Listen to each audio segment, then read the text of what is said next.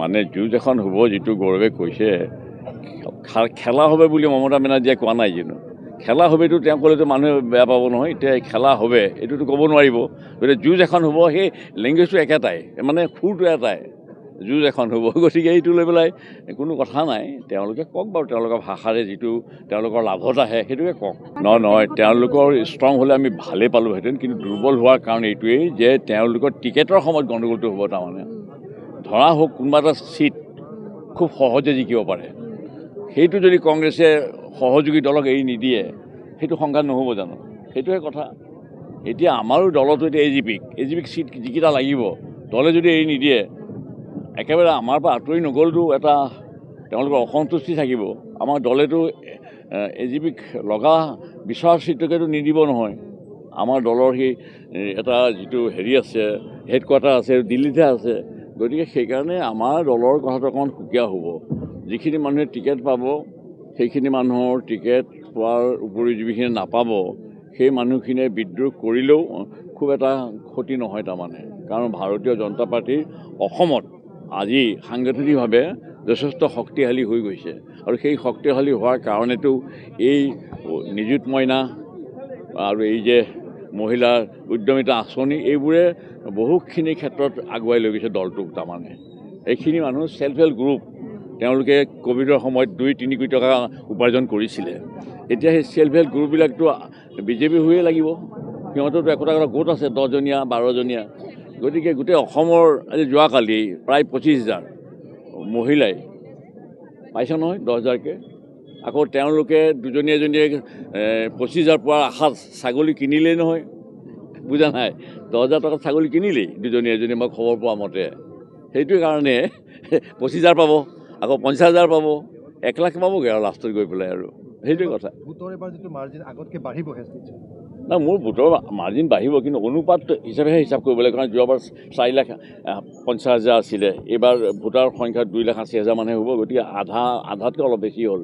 গতিকে মানে আগৰ সেই মতেই ভোটৰ হেৰিটো মাৰ্জিনটো বাঢ়িলেও সেই মাৰ্জিনটো অনুপাত হিচাপে হিচাপ কৰিব লাগিব, যে যদি 4,50,000 যদি ইমান হয়, তে 2,50,000 কিমান হ'ব, তেনেকৈহে অংকটো কৰিব লাগিব। তেতিয়াও মই বোধহয় অসমৰ ভিতৰতে মোৰে মাৰ্জিন, হয়তো মই ৰমাকান্ত দেউৰীৰ নিচিনাকৈ নকওঁ, মই আগতে ৰেকৰ্ড কৰিছোৱেই নহয়।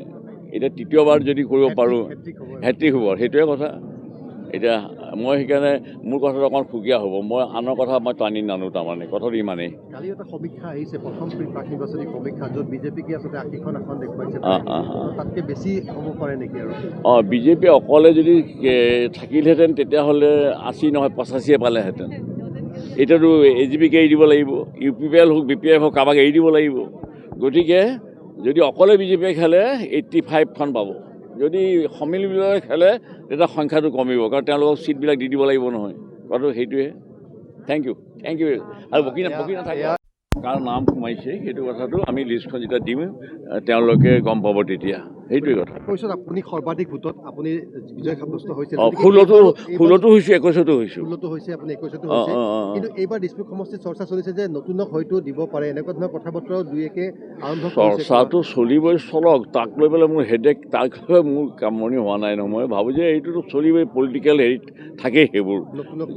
আনে কি ভাবিছে নাজানো। মোৰ ক্ষেত্ৰত মই অকণো 1 ছেকেণ্ডৰ কাৰণে মই কোনোবা নতুন মানুহ আহি মোক ওফৰাব পাৰিব, সেইটো মই 1 ছেকেণ্ডৰ কাৰণে, মাইক্ৰ' ছেকেণ্ডৰ কাৰণে মই ভবা নাই।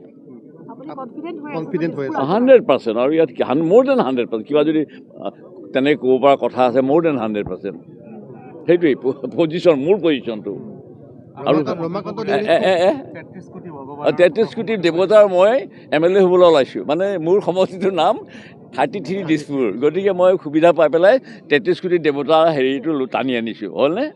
আৰু আমাৰো বিজেপি দলটোতো সেই দেৱ দেৱতাৰ কথাটো কয়েই। গতিকে আশীৰ্বাদ আছে আৰু সেইটোৱে। নাই, জিকাটো আমি কামনা কৰোঁ, সেইটোতো আৰু ৰমাকান্ত নহয়, আন কোনোবাই ক'লেওতো সেইটো স্বাগতম জনাম বা সেইটো আমি এনকাৰেজ কৰিম। কিন্তু কাৰ্যক্ষেত্ৰত তেওঁ জানিব তেওঁৰ কথাটো। সেইটো নালাগে, মোৰ নাম ক'ব নালাগে। এনেকেই চলি থাকিলেই মই ভাল পাওঁ। বেছি প্ৰচাৰ মোক নালাগে। মই প্ৰচাৰৰ মানে বেছি প্ৰচাৰ লৈ পেলাই মই ৰাজনীতি কৰা নাই তাহানিৰ পৰা। মইতো আজিৰ মানুহ নহয়। কোন কাহানিৰ পৰাই ৰাজনীতি কৰিছোঁ, মানে ছাত্ৰ ৰাজনীতি, এইবোৰতো একোৱেই নাছিল।